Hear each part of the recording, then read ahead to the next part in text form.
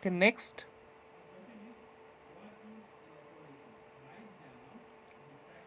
we are going to see, what we are going to see is spore formation, asexual reproduction by formation of spore. Okay, now if the spores that are formed, that can move, okay, that can move or they are motile, we call them as zoospores. Okay, if the spores that are formed they are motile, we are calling them as zoospores. And zoospores are seen in case of Chlamydomonas.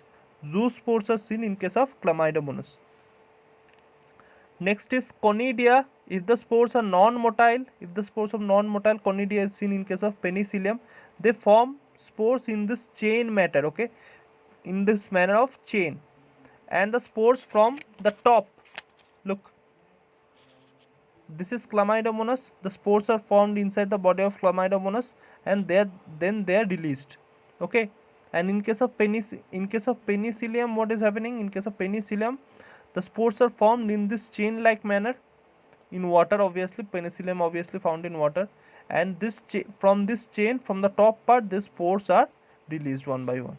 Okay, so that is spore formation in Penicillium and Chlamydomonas. When the spore is not, and it is the characteristic feature of conidia that conidia will be always in this chain manner. Okay, that conidia always will be in this chain manner. Next is, you see, fragmentation.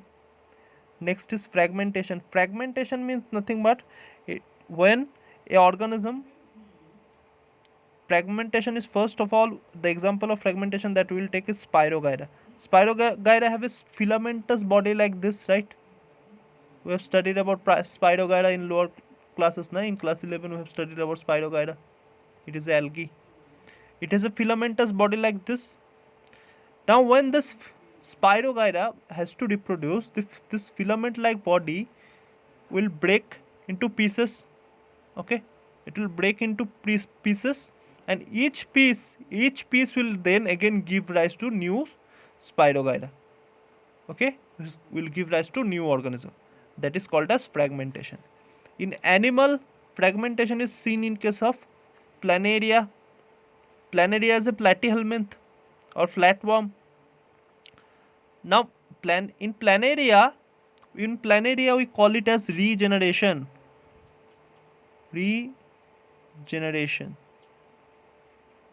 Why we call it as regeneration in Planaria? Because in case of Planaria, it gets cut accidentally. Okay, it gets cut accidentally. In case of Planaria, it gets cut accidentally. Then each piece or each fragment gives rise to new Planaria. But here it gets cut for reproduction. Here it gets cut accidentally. So it is bit controversial that we will call it reproduction or not. But we are getting new organism. That's why we are calling it as reproduction. And also we are calling it as regeneration.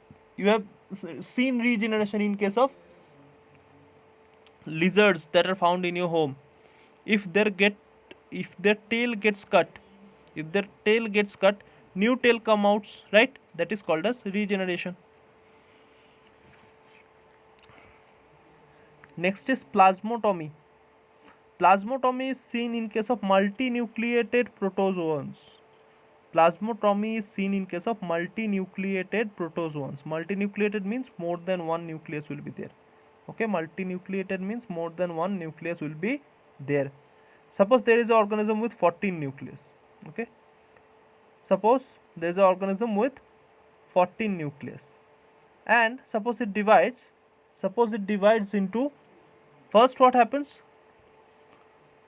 First cytokinesis takes place. Suppose first cytokinesis takes place and two organisms are formed.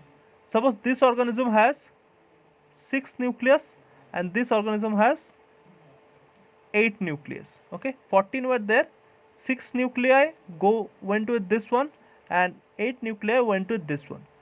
But actually how many we should have? We should have 14, right? This 6 nuclei will go through karyokinesis and it will become 14. Okay, this 8 also go through karyokinesis and it will become 14. And so what is happening here? Cytokinesis is followed by karyokinesis, right? So first cytokinesis happens, then karyokinesis happens. Example is Opelina and Pylomyxa. and Pylomyxa. These are multinucleated protists. Okay, so these are the types of asexual reproduction. Okay, next part in when this same asexual reproduction takes in plants, we call it as vegetative propagation, that we will see in next video.